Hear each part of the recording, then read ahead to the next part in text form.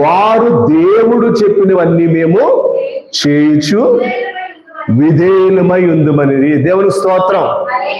అందరూ ఒకసారి చెప్పేసేయండి అమ్మా. ఏం చేస్తారంట? మేము దేవుడు చెప్పిందంతా చెప్పండి చెప్పండి దేవుడు చెప్పిందంతా చేస్తాము.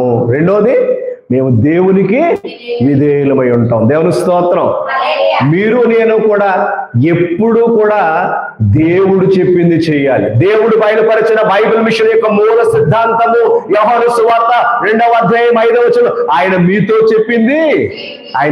చెప్పింది చేయండి. దైవజనుడు దేవదాసయ్య గారు చెప్పింది చేయమల్లా, లేకపోతే యాజకులు చెప్పింది చేయమలేదు. అయ్యగారు చెప్పిన మాట దేవుడు చెప్పింది చేయండి. దేవుని స్తోత్రం. కాబట్టి ఈ రోజున మన మూల సిద్ధాంతం ఏంటంటే ఆయన మీతో చెప్పింది చేయండి. ఇక్కడ వీరందరూ ఏమంటున్నారంటే మోషే గారు చెప్పినప్పుడు దేవుడు చెప్పింది మేము అంతా చేస్తాము, దేవునికి విధేయులము. దేవుని స్తోత్రం. నీ ఆశీర్వాదం అంతా కూడా నీ విధేయతలోనే దాగి ఉంటుంది. దేవునికి విధేయురాలు అయితే, దేవునికి విధేయుడు అయితే దేవుడు నేనేం చేస్తాడు? హెచ్చిస్తాడు. దేవుని పిల్లరా, నిబంధన రెండు వైపుల ఒప్పందం. దేవుడి ఆశీర్వాదం, మన విధేయత. దేవుని ఆశీర్వాదం, మన విధేయత. నువ్వు దేవునికి విధేయురాలుగా ఉంటే దేవుని ఆశీర్వాదం నీ మీదకి దిగి వస్తుంది. ద్వితీయోపదేశకాండము 28వ అధ్యాయము దేవుని పిల్లర 1 నుంచి 14 వచనాల వరకు చూస్తే, నీ దేవుడైన యెహోవా మాట శ్రద్ధగా విని ఎడల ఈ దీవెనలన్నీ నీకు ప్రాప్తించెను. యోహాను సువార్త 14వ అధ్యాయము 15వ వచనం చూస్తే, మీరు నన్ను ప్రేమించిన ఎడల నా ఆజ్ఞను గైకొందురు.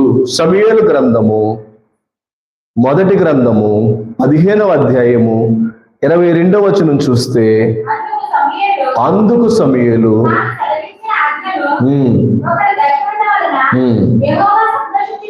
యెహోవా సంతోషించినట్లు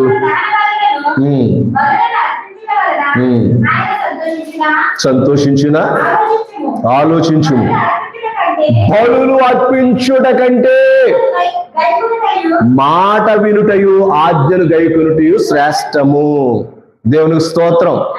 ప్రభువాను ప్రతివాడు దేవుని పిల్లరా పరలోక రాజ్యములో చేరడు గాని ఎవరైతే ప్రభు యొక్క మాట విని ఆయన చెప్పింది చేస్తారో, ఆయనకి విధేయులు అవుతారో, తప్పకుండా దేవుని పిల్లరా దేవుడు వారిని ఆశీర్వదిస్తారు.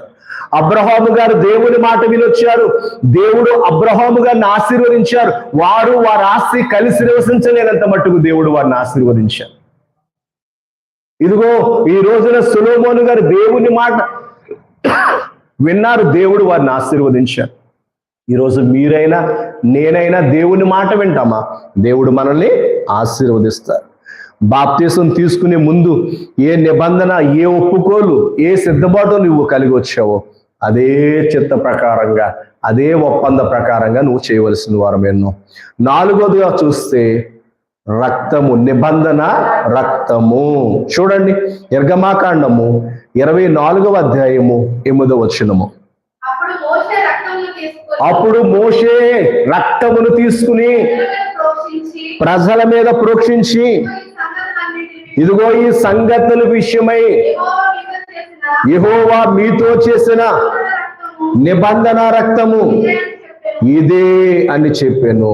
వారి మీద ఆ నిబంధన రక్తాన్ని చల్లి దేవుని పిల్లరా వారికి ఏం కలుగు చేస్తాడంటే పాప క్షమాపణ కలుగు చేస్తాడు. రక్తము లేకుండా పాప క్షమాపణ అనేది లేదు. కాబట్టి వారందరి మీద రక్తము చల్లుతున్నారు. పాపం ఉన్న చోట నిబంధన అనేది ఉండదు. కాబట్టి రక్తం చిందించడం ద్వారానే పాపము కడగబడుతుంది. అప్పుడు కుమారుడైన యేసు రక్తం మిమ్మల్ని ప్రతి పాపము నుండి పవిత్రులుగా చేయనని 1 యోహాను పత్రిక 1వ అధ్యాయము 7వ వచనంలో చెప్పబడుతూ ఉన్నట్లుగా ప్రతి వారు దేవుని పిల్లరా ఈ యొక్క దినమందు దేవుని రక్తములో కడిగి శుద్ధి చేయబడవలసిన వారమేనో. ఆ యేసే రక్తమే నేను ప్రతి పాపము నుండి పవిత్రులుగా చేస్తుంది. ప్రభు భోజనము వలన పాప క్షమాపణ, ప్రభు భోజనం వల్ల స్వస్థ కార్యము అని దైవజనులు రాశారు. కాబట్టి ఆయన రక్తమే మన పాపము నుంచి విడిపించేది. 5వదిగా మనం చూస్తే దర్శనము. దేవుడు ఫాదర్ ఎం దేవదాసయ్య గారు